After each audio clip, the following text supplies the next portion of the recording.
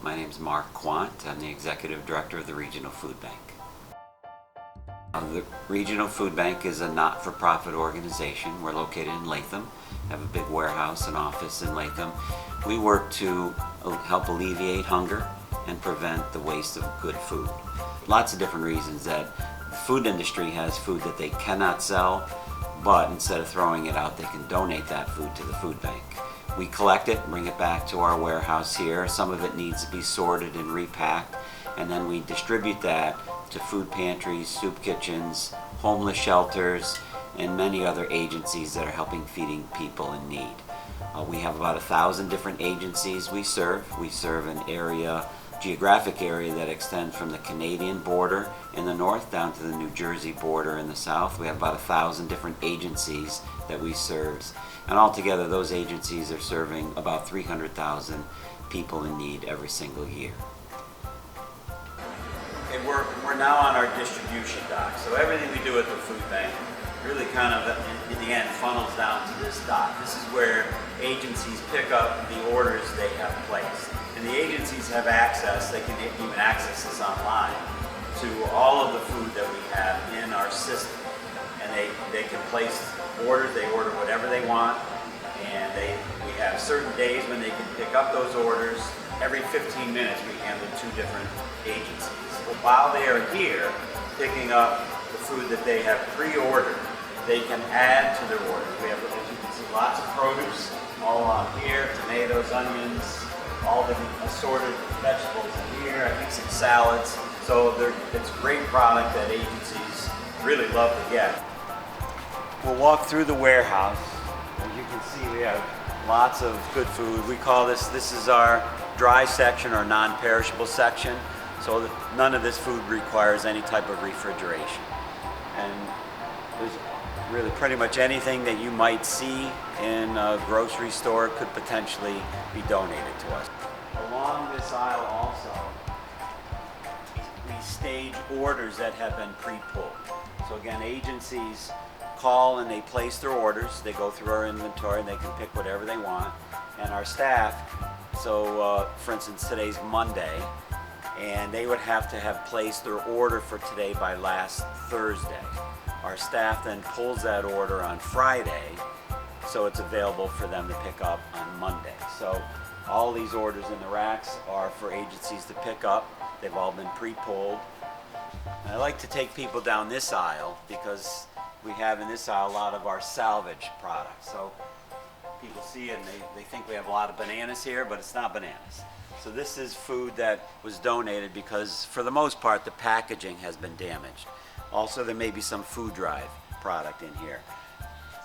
They don't know exactly what they're gonna get. It's not like ordering a case of corn, canned corn, that has 24 cans in a case. They're all the same size. They know exactly what they're gonna get. Come to our co-op aisle, which is this aisle, and then around the back, which is, this is all food that we purchase.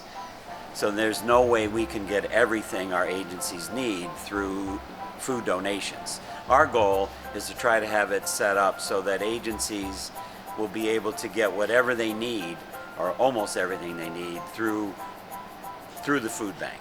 So when they place their order, they might get some donated food, they might get some USDA commodities, and they might buy some co-op product, but when they leave here, they have almost everything they need, or hopefully everything they need, to really run their operation and serve the people who are coming to them for help. We'll go now to our receiving dock, which is out front. This is the area where most of the food that comes into the food bank comes in through these doors. Our staff will unload the trucks. They have to count everything. You have to weigh it up, they get the pack. So we have all the information on the product that our agencies will need. And then we assign every pallet to a specific location code in the warehouse, and then we put it into our computer system. So the computer system knows where everything is in the warehouse.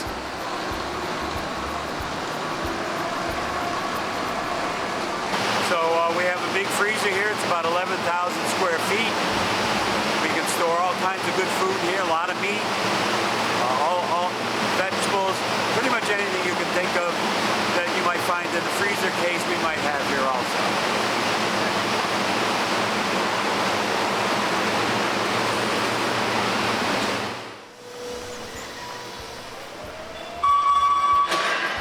And this is we call this is our restock area.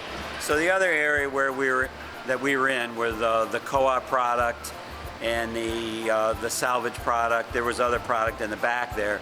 That's our pulling area. So that's where our orders are pulled from agents for the agencies. This is our restock area. So we use this to replenish the inventory as it depletes when the orders are placed and the inventory depletes a bit. We use this area to restock that. Also in this area we have our volunteer section. So on the dock over here, we have an area set up, and we use most of this dock area here for volunteers. It's small now. During the day we don't have as many volunteers. Typically we have a lot more volunteers at night. So they'll use this area to sort and repack product, but usually in this area it's going to be non-food items or maybe produce that needs repacking. And then we'll go into another room over here. This is our salvage room here. And in this room this is all food for the most part. So we have food up in the racks. And then down here, we don't have volunteers here today, but we have volunteers here every other day of the week.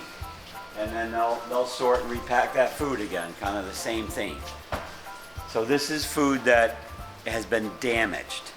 There are standards that are set by the New York State Department of Agriculture and Markets, so that the standards will determine what can be kept and what can't be kept.